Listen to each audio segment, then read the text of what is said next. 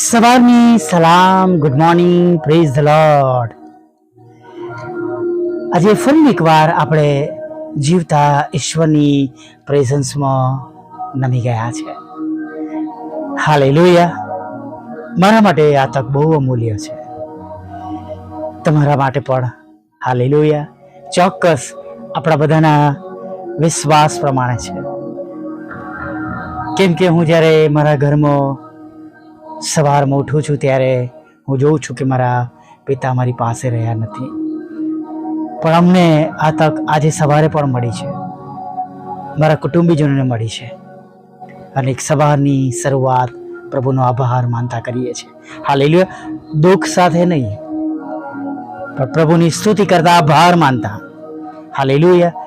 દરેકના જીવનનો એક દિવસ નક્કી છે કે જે પૃથ્વી પરની દોડ પૂરી કરે છે. હાલેલુયા. ઘણા બધા લોકો કન્ટિન્યુ શોક કર્યા કરે છે નહીં, અને હું ચોક્કસ કહીશ કે એવું કરવું એ સારું નથી, કેમ કે એવું કરવું આપણા પ્રભુને જરા પણ પસંદ નથી. મરેલા માણસોને માટે શોક કરવો નહીં એવું વચન કહે છે. હા, જૂના કરારમાં મહિનો સવા મહિનો શોક પાડતા હતા, પણ નવા કરારમાં આપણે એ બાબતોને પ્રાધાન્ય આપતા નથી, કેમ કે આપણા પ્રભુએ મરણમાંથી જીવન પ્રાપ્ત કર્યું છે. ત્રીજા દિવસે તેઓ ઊભા થયા છે, પુનરુત્થાન પામ્યા છે, અને આપણને પણ એ જ આશા છે, અને એ સનાતન સત્ય છે કે તેઓ આપણને લેવા માટે આવનાર છે. હાલેલુયા. પ્રભુ વચનમાં કહે છે, મારા પર જેવો વિશ્વાસ કરે તે જો કે મરી જાય તો પણ જીવતો થશે. હાલેલુયા. Praise the lord. ક્ષમા કરજો, પણ મરેલા માણસોને માટે શોક કરીને કન્ટિન્યુઅસ રડ્યા કરવું, દુઃખી રહેવું એ પ્રભુના બાળકોને જરા પણ શોભતું નથી. હાલેલુયા. પ્રભુ આવવાના છે. આપણે કદાચ આપણા જીવનના 20 વર્ષ, 25 વર્ષ, 30 વર્ષ, 40 વર્ષ, 50 વર્ષ, 60 વર્ષ, 70 વર્ષ કે જે તે ઉંમરના હોય, આપણે સાંભળીએ છીએ, વાંચીએ છીએ આપણે, અને માંથી 24 અને 44 આપણે વાંચીએ છીએ કે સાવધાન રહો, કેમ કે તમે જાણતા નથી કે તમે જાણતા નથી એવી ઘડીએ માણસનો દીકરો આવશે.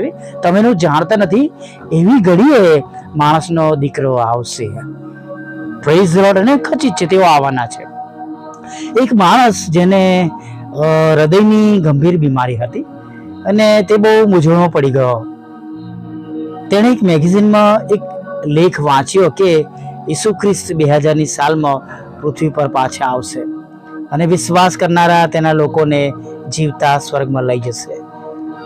માણસને આશા હતી કે ઈસુ આવે ત્યારે હું પોતે પૃથ્વી પર જીવતો હોઉં, અને જેથી તે પોતાને મર્યા વગર જીવતો સ્વર્ગમાં જાય એ જોવા માંગતો હતો, પણ એવું કંઈ બન્યું નહીં.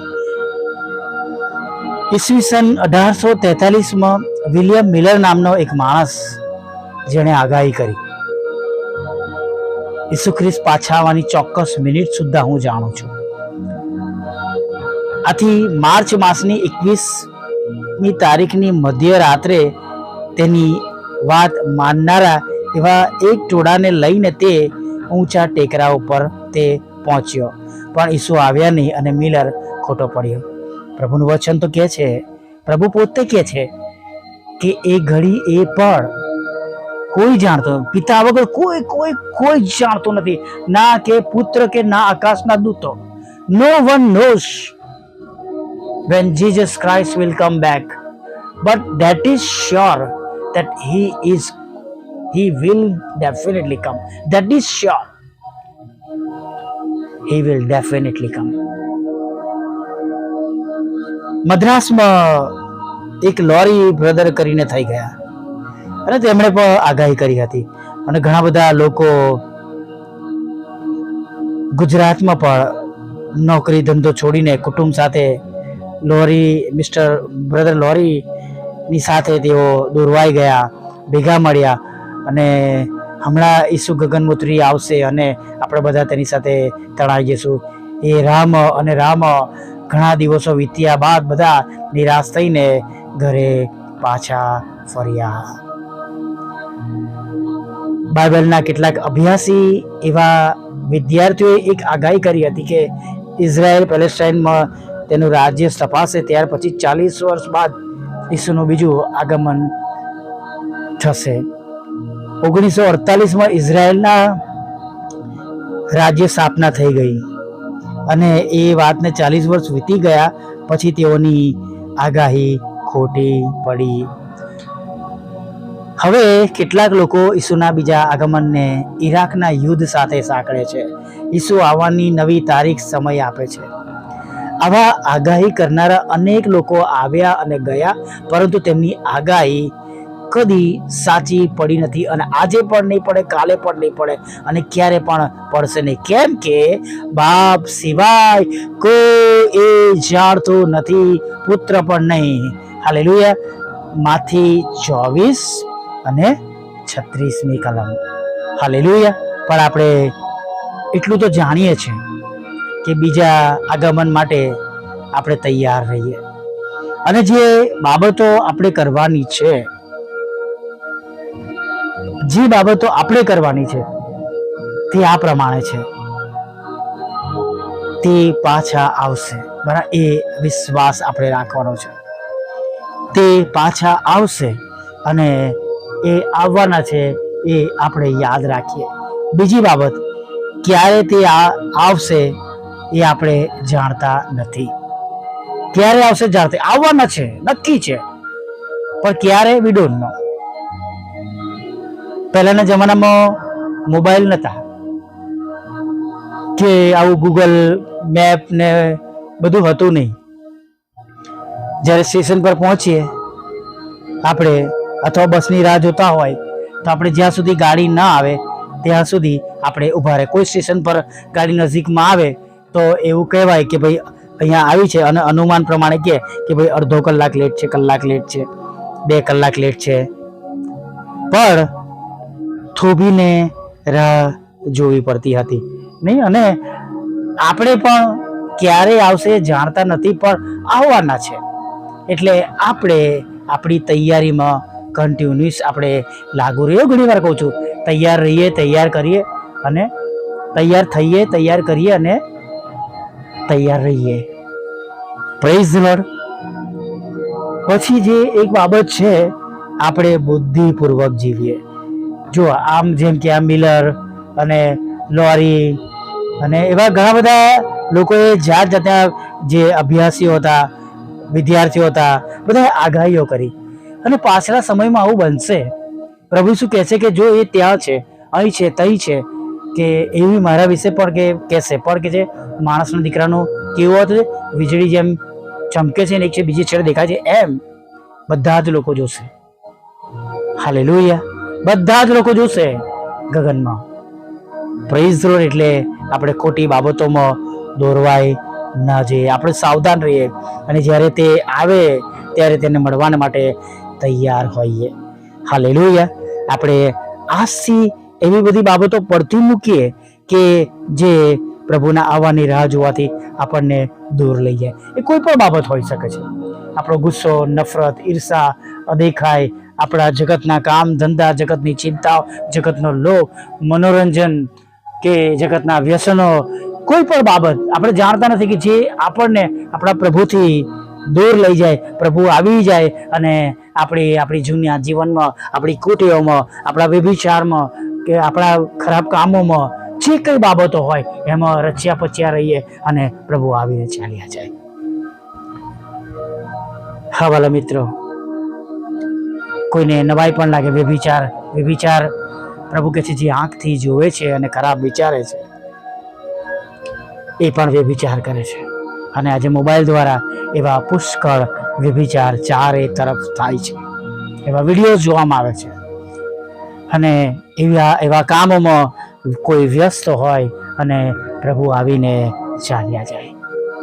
રખે ને આપણી બધી મહેનત છેલ્લી મિનિટે નકામી જાય. એટલા માટે કહેવામાં આવ્યું છે કે જે અંત સુધી ટકશે તે તારણ પામશે. હાલેલુયા. પણ આ પ્રભુ આવવાના છે એ ઘડી તમે જાણતા નથી, પણ એ ઘડીને માટે આવો આપણે તૈયાર થઈએ, આપણી જાતોને તૈયાર કરીએ, આપણા કુટુંબને, આપણા પરિવારને આપણે તૈયાર કરીએ અને પ્રભુની આગળ નમી જઈએ. ભલા પ્રભુ, અમે તમારી સ્તુતિ કરીએ છીએ અને તમારો પુષ્કળ આભાર માનીએ છીએ. આજે સવારમાં પ્રભુ તમારું પવિત્ર રોડું નામ લેવાના માટે તમે અમને આ સુંદર સમય આપ્યો, સુંદર તક આપી અને પ્રભુ આજનો દિવસ પૂરો પાડ્યો છે. અને આજના દિવસમાં હજી સુધી તમે અમારી સાથે છો, અમારી સંભાળ લે છો, કાળજી લઈ રહ્યા છો. રાત્રિમાં અમારી સંભાળ લીધી, કાળજી લીધી, સવારમાં જીવતા જાગતા સાજા ભલા તંદુરસ્ત ઉઠાડીએ છીએ. પ્રભુ અમે તમારો પુષ્કળ આભાર માનીએ છીએ. થેન્ક યુ રાજા, thank you, thank you, thank you, thank you, thank you રાજા. હા પ્રભુઓના પ્રભુ અને રાજાઓના રાજા, પ્રભુ અમે સ્તુતિ કરતા, આરાધના કરતા પ્રભુ તમારી આગળ નમ્યા છે પ્રભુ. ત્યારે ખાસ પ્રભુ અમે પ્રાર્થના કરીએ છીએ. પ્રાર્થના કરતા પ્રભુ તમને વિનંતી કરીએ છીએ, આજના દિવસમાં અમારી સાથે રહેજો. જે પ્રમાણે આજનો દિવસ અમારે પસાર કરવો જોઈએ પ્રભુ, એ પ્રમાણે અમને પસાર કરવાના માટે પ્રભુ તમે મદદ કરજો પ્રભુ, સહાય કરજો પ્રભુ. અને ખાસ પ્રભુ દિવસના અંતે પ્રભુ અમે આજે તમારો મહિમા જોઈએ, હા એવું તમે થવા દેજો પ્રભુ. બધી જ એ બાબતો પ્રભુ જે અમને આજે તમારાથી દૂર લઈ જઈ શકે છે, એનાથી તમે અમને દૂર રાખજો. અને પ્રભુ એ દરેક કામો અમારાથી આજે થાય, હા પ્રભુ એ સર્વ કામો અમારાથી થાય જેના દ્વારા તમે પ્રસન્ન થાવ છો, જેના દ્વારા પ્રભુ અમે સાંભળી શકીએ છીએ અમારા વિશ્વાસુ દીકરા. હા પ્રભુ અમે એવું જીવન પસાર કરીએ પ્રભુ, એના માટે અમે તૈયાર થઈએ. અમે તમારા વિશ્વાસુ બાળકો બની જઈએ પ્રભુ, એવું તમે અમને થવા દેજો પ્રભુ. જેઓ વિશ્વાસમાં નબળા છે, હજી પણ જેમને વિશ્વાસમાં મજબૂતાની જરૂર છે પ્રભુ, તમે એમને મદદ કરજો પ્રભુ. સૈતાનની કોઈ યુક્તિઓમાં પ્રભુ તેઓ ફસાઈ ના જાય પ્રભુ, અમે એવી પ્રાર્થના કરીએ છીએ પ્રભુ. હા રાજાઓના રાજા, પ્રભુઓના પ્રભુ, તેઓ સૈતાનની યુક્તિઓમાં ફસાઈ ના જાય પ્રભુ પિતા.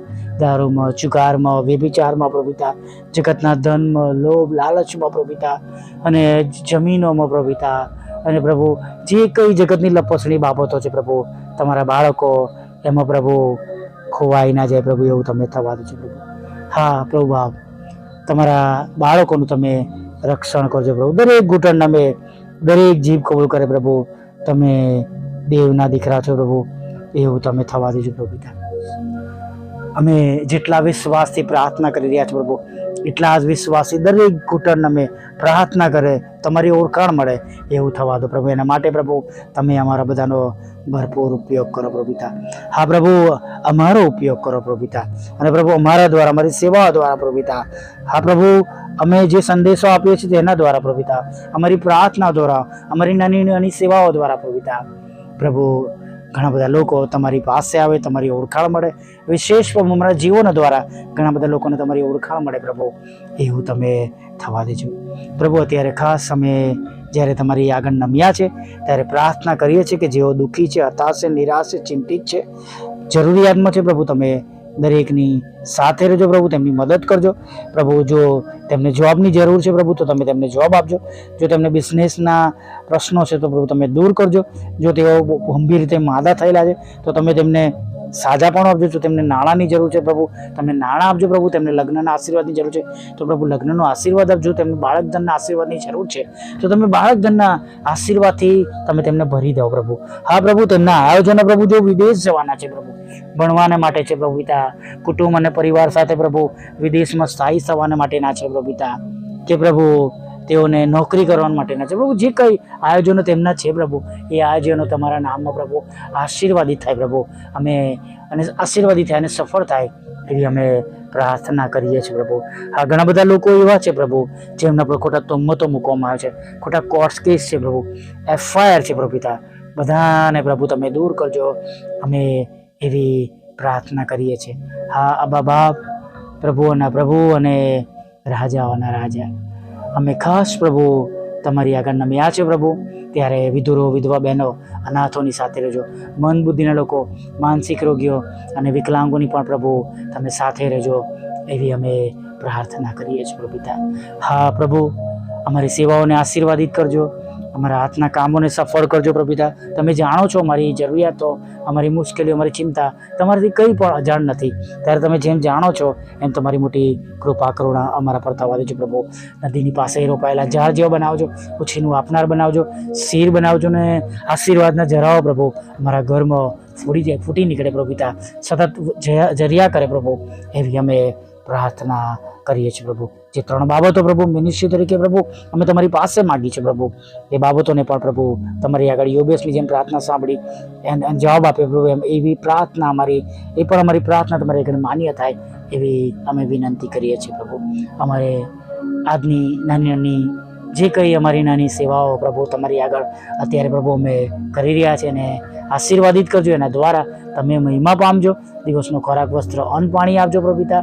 અને પ્રભુ ફરીને એક વાર પ્રભુ પિતા અમે બધા ભેગા મળીને પ્રભુ તમારું ભજન કરી શકીએ, એના માટે સાંજે તેલી લાજો માગતા પ્રભુ ઈસુમાં આટલું સાંભળો અને દેવ બાપ માન્ય કરજો. આમીન, આમીન, આમીન.